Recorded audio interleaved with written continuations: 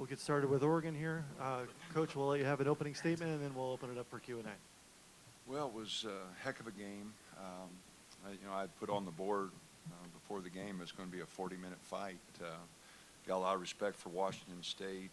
Really experienced guards that can all shoot it. Gay is a handful inside. So we knew it was going to be a tough game. We got the big lead in the first half, and I made a mistake letting them get that 10-0 run. I should have taken a timeout during that period, and that really changed the momentum of the game. It went from 17, 18 points to 8 there at the half. So, and then they came out, and again, their experience, their skill level is so good, and I thought we got a little tentative. They made a move, and I thought our offense got a little tentative. So we're fortunate to win. I thought Dante made 2 really big defensive plays down the stretch. I think it was tied 70-70 with 3:40 to go, and we didn't give up any more buckets, but I thought Dante was instrumental in that. Key hit some big buckets. We shoot almost 80% from the line. So we did what we had to do to advance. It could have been a little easier. We made some mistakes there and gave them a couple threes there right before half that really got their momentum going. Okay, we'll open up for questions. We'll start here in the back. Coach, do you have any status on Dante yet and how he looks for tomorrow? Well, I think he's moving okay. The trainers were working on him in the locker room just now. I think I understood him right when he said he was okay. Sometimes he's a little hard to understand, but those were 2 really big defensive plays. He was worried about the turnover that he had, but the deflection and steal that he got, and then the big block, I thought were really key for us. But to answer your question, I think he'll be okay. He was moving okay, and the trainers were looking at him there, and so sure hope he's okay. He's a big part of our team. James Griffey from the Oregonian. Dana, in any other setting, imagining blowing a 19-point lead probably leads to quite a film study, but given the setting, you talk about survive and advance.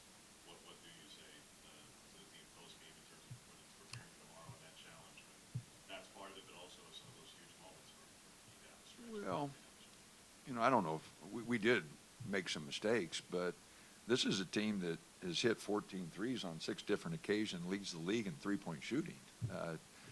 No league's safe with them. We knew that.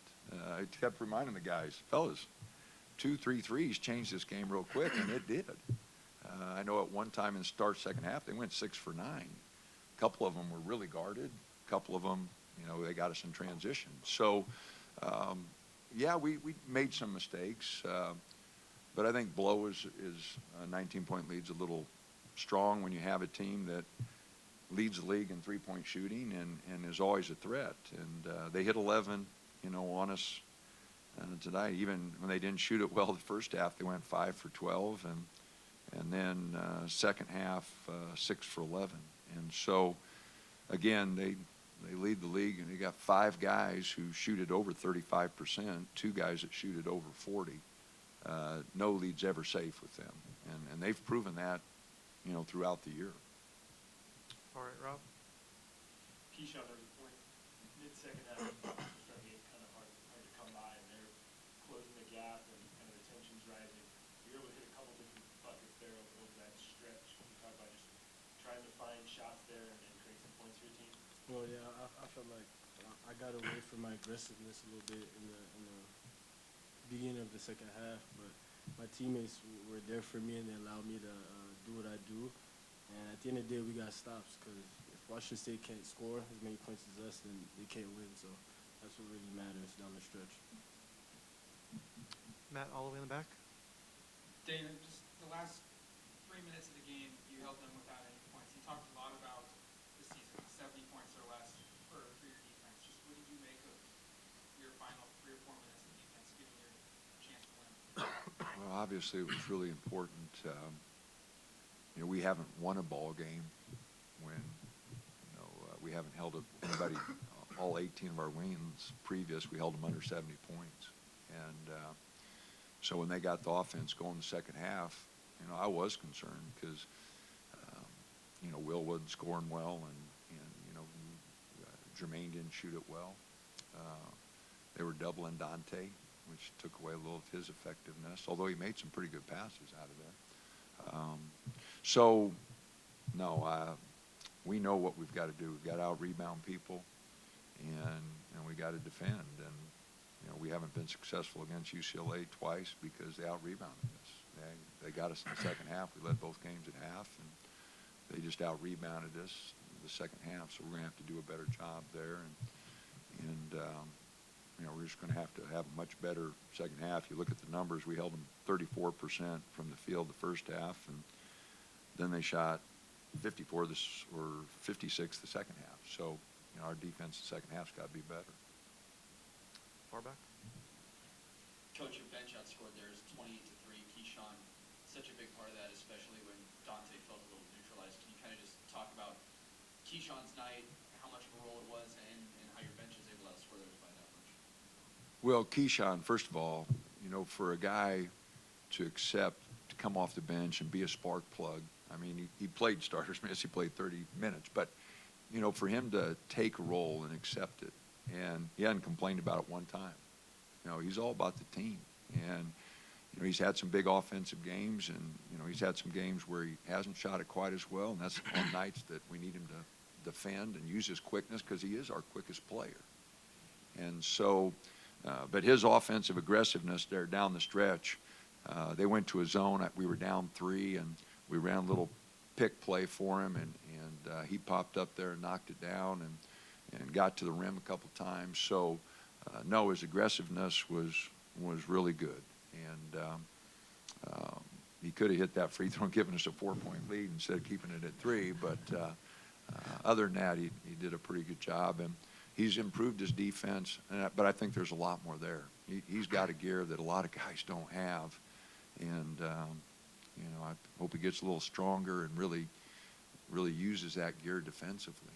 But offensively tonight, we were stagnant at times, and he really popped up and made some plays.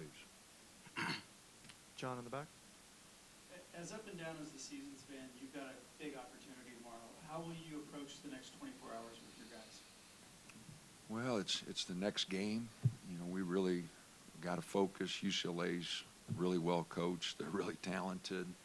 They've got a couple freshmen that are really good, and they got 3 vets that are really, really good. So we know we got our work cut out for us.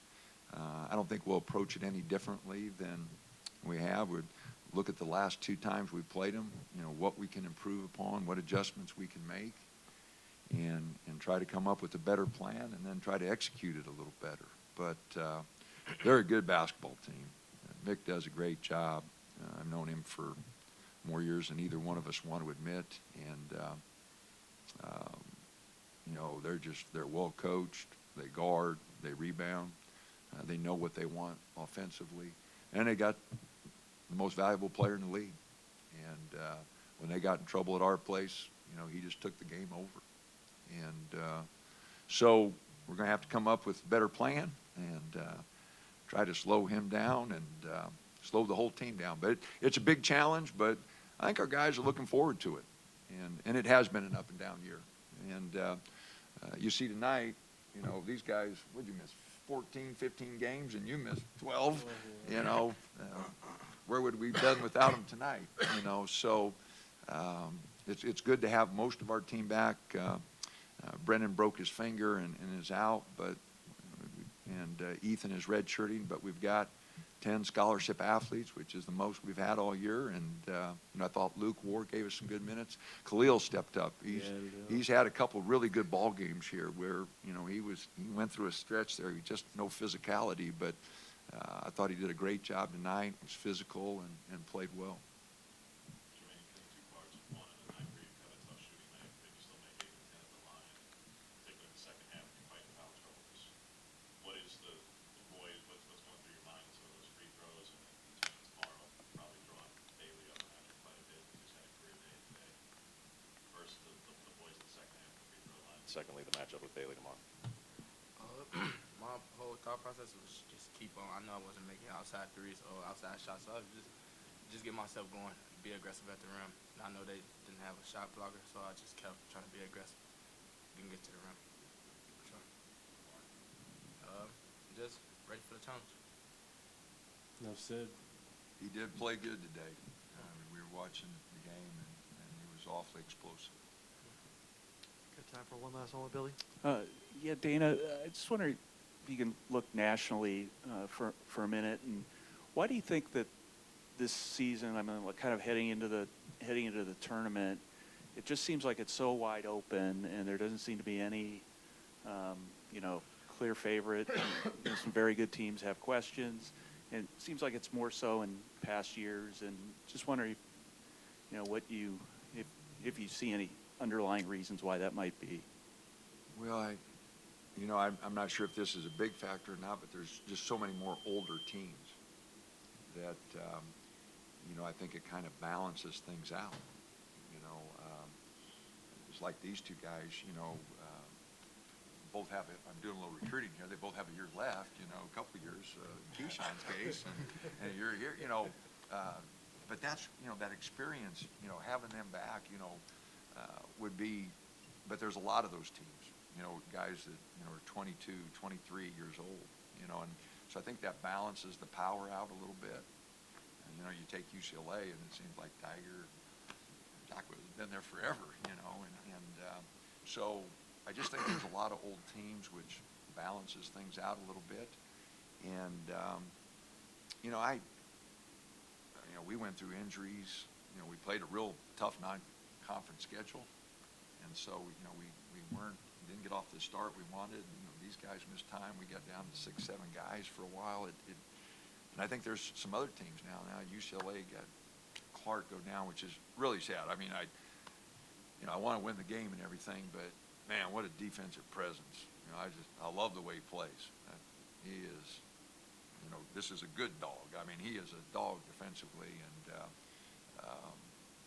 I feel bad for him because, I know what injuries do to a team. So to answer your question, I think there's a lot of old teams. I think that balances it out. I think there's more parity. I agree with you. I think, it's wide open. A lot of teams have a chance.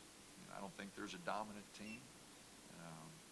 I think our league's underrepresented just because, we don't get to see it. I think Arizona State's really good. I think USC's better than people give credit for. I think we're better than people give us credit for.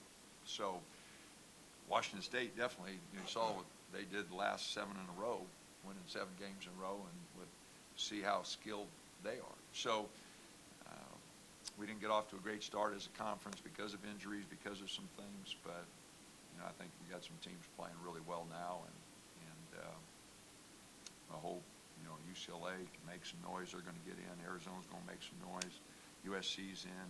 Us in Arizona State working hard to try to get in. So hopefully our league will make some noise. All right, Thank you, guys. thanks.